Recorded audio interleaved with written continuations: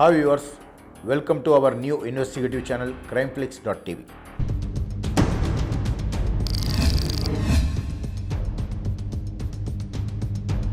நடுவுல phone வந்திருக்கணுமே. Friend கூட போய் பேசிட்டு வரேன், நீ புடவை எடுத்துட்டு இருன்னு உங்க வைஃப் கிட்ட சொல்லிருப்பீங்களே சார். நியாயம் கேட்டு வீட்டுக்கு வந்தவள போட்டு தள்ளிட்டு மறுபடியும் வந்து துணி கடையில ஜாயின் பண்ணிருப்பீங்க. ஏன் இப்படி நடந்திருக்க கூடாதா? சார், இன்னைக்கு ஃபுல் டே ஒரு செகண்ட் கூட அவர் என்னை விட்டு எங்கேயுமே போல சார். வீணா எங்க மேல சந்தேகப்படாதீங்க சார். நீங்க தப்பு பண்ணாத ஆளா இருந்தா வீட்ல வச்சே இதெல்லாம் என்கிட்ட சொல்லிருக்கணும். ஏன் சொல்லலன்னு தான் நான் கன்ஃபியூஸா இருக்கேன்.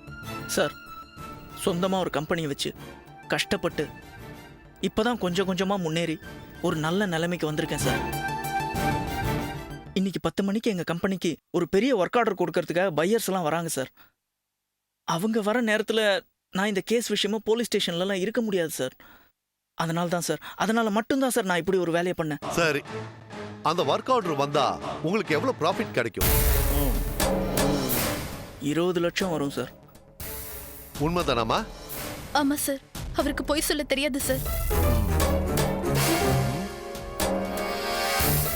சோ 20 லட்சத்தை காப்பாத்திக்க இப்படி ஒரு விஷயத்தை செய்ய முன் வந்திருக்கீங்க.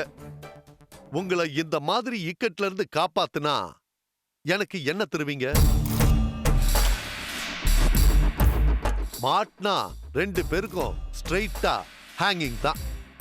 நான் பெரிய விட்னஸ். ஃபேன்சியா ஏதாவது ஒரு அமௌண்ட் சொன்னீங்கன்னா என்ன பண்றதுன்னு யோசிக்கிறேன்.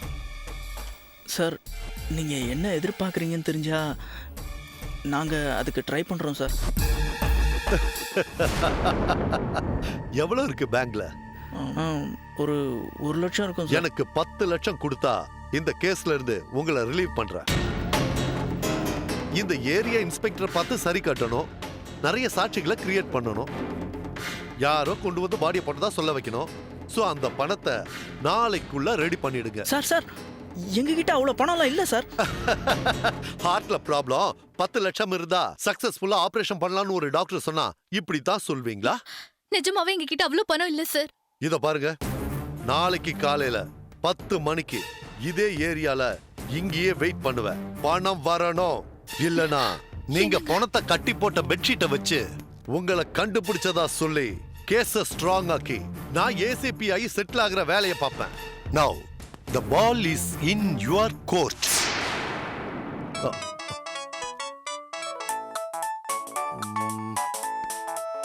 முரளி, உன் ஏரியால தான் இருக்க. ஒரு மர்டர் நடந்திருக்கு. வரியா? Okay okay okay okay. நான் பாத்துக்கிறேன். ஓகே. இந்த ஏரியா இன்ஸ்பெக்டர் வர்றாரு. நீங்க 2 பேரும் இந்த இடத்துல இருக்கிறது நல்லதில்ல. நீங்க கிளம்புங்க. நாளைக்கு எனக்கு தர வேண்டிய பணத்தை ஏற்பாடு பண்ணுங்க.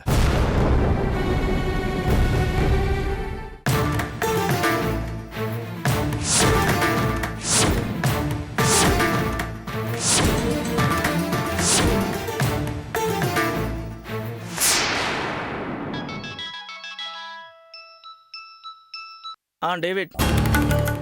இல்லடா, நேற்று ஃபாரின் பாய்ஸ் மீட்டிங் போயிருந்தேன். பட் டீல் முடியல. ரொம்ப ப்ராஃபிட்டபிள் பிஸ்னஸ் தான். இல்லை இல்லை இல்லை இல்லை, தப்பு என் பேரில் தான்டா. 50 ரூபா பொருள் வாங்குறவனே 1008 கேள்வி கேட்குறான். பிஸ்னஸ் கொடுக்குறோம், கேள்வி கேட்காம இருப்பானா? அவங்க கேட்ட கேள்விக்கு என்னால் கிளியராக பதில் சொல்ல முடியலடா. நான் வேற ஒரு டென்ஷனில் இருந்தேன். அதுவே மைண்டில் இருந்ததுனால என்னால் சரியாக கான்சென்ட்ரேட் பண்ண முடியல. இந்த டீல் போனதுக்கு நான் தான் முழு காரணம். சரிடா, நான் அப்புறம் பேசுகிறேன். பாய் மச்சி. வித்யா, மாமா, உங்க காஃபி ரெடி, இதோ எடுத்துட்டு வந்துட்டே இருக்கேன். என்னங்க என்னங்க, இந்தாங்க.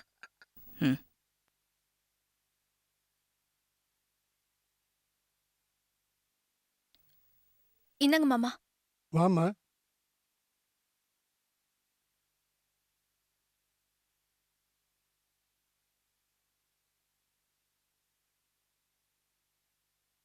என்னங்க, அந்த பிசினஸ் போனாதான் என்னங்க, நமக்கு வேற பிசினஸ் கிடைக்காதா என்ன? என்னங்க உடம்புல இவ்ளோ சுடுது? தெரியல வித்யா, உடம்பெல்லாம் ஒரே நடுக்கமாக இருக்கு. ஜுரம் வந்துடுச்சுன்னு நினைக்கிறேன். தலை வேற சுத்துற மாதிரி இருக்கு. நம்ம நேரத்தை பாருங்க. முதல் வெட்டிங் ஆனிவர்சரி நாள் அதுமா நம்மளுக்கு இப்படி ஒரு பிரச்சனை வந்திருக்கு.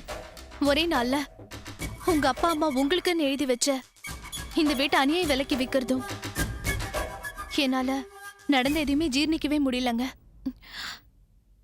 அந்த பொண்ணு யாரு? எதுக்காக நம்ம வீட்டுல வந்து அவ சாவணும்? கொலை வேற பண்ணிருக்காங்கன்னா ஏன் நம்மள மாட்டி விடுற மாதிரி பண்ணணும்னு எனக்கு புரியவே இல்லைங்க. ஏங்க, அந்த இன்ஸ்பெக்டர் யாரும் கூப்பிடாமலே வந்திருக்காரே, ஒருவேளை அவருக்கும் அந்த கொலையில பங்கு இருக்குமா?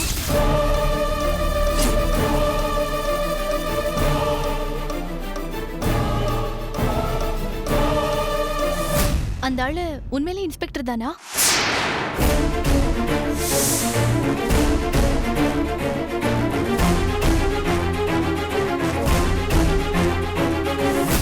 அந்த பெட்ரூம்ல இருக்கிற கேலண்டர்ல போலீஸ் ஸ்டேஷன் நம்பர் நோட் பண்ணி வச்சிருக்கேன். போய் அதை எடுத்துட்டு வா. சரிங்க.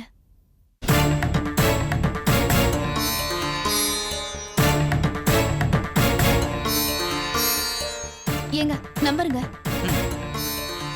நம்பர் சொல்லு. 2832 2832 6453. 6453.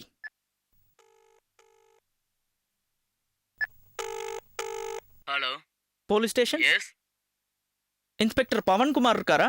ஒரு நிமிஷம் இருங்க, சாருக்கு கனெக்ட் பண்றேன். ஹலோ, பவன்குமார், போலீஸ் இன்ஸ்பெக்டர் பேசுறேன். யாரு? அதே அதே குரலுங்க.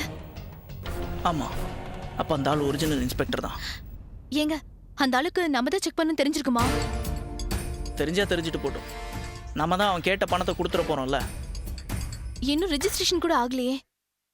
10 மணிக்குள்ள சேட்டு பணத்தை கொடுத்துருவாரா? அப்பா காலத்துல இருந்தே சேட்டுக்கு இந்த வீட்டு மேல ஒரு கண்ணு. அதனால தான் நேற்று அர்ஜென்ட்டாக 10 லட்ச ரூபாய் பணம் வேணும்னு கேட்ட உடனே ஒரு ரேட்டை பேசி ஃபைனல் பண்ணிட்டு 10 மணிக்கு பணத்தை தரேன்னு சொல்லிட்டான். அவன் டைம் சொன்னானா கரெக்டாக இருப்பான். வித்யா, எனக்கு உடம்புக்கு ரொம்ப முடியல. அதனால நீ தான் சேட்டுக்கிட்டேருந்து பணத்தை கலெக்ட் பண்ணி இன்ஸ்பெக்டர் கிட்ட கொடுக்கணும். நான் எப்படிங்க தனியா? பரவாயில்லம்மா, இந்த விஷயத்துல நம்ம வேற யாரோட ஹெல்ப்பையும் எதிர்பார்க்க முடியாது. ஒரு லேப்டாப் பேக்ல பணத்தை போட்டு தர சொல்லிடுறேன்.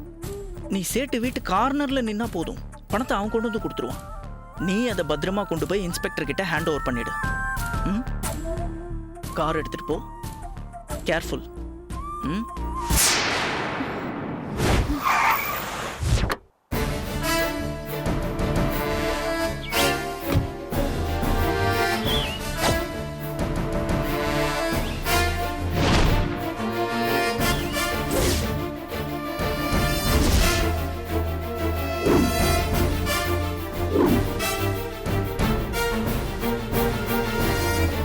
சார்,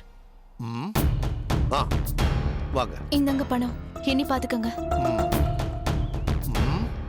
பரவாயில்ல, தப்பா கொடுத்தா உங்களுக்கு தானே பிரச்சனை. சரியா தான் கொடுத்துருப்பீங்க. ஆமா, உங்க வீட்டுக்காரர் வரல? இல்ல சார், அவருக்கு ஆபீஸ்ல மீட்டிங் இருக்கு. காலையில ஸ்டேஷனுக்கு ஃபோன் பண்ணி என்ன கிராஸ் வெரிஃபிகேஷன் பண்ணும்போதே நான் நினைச்சேன் இந்த மாதிரி ஏதாவது சொல்லி சமாளிப்பீங்கன்னு.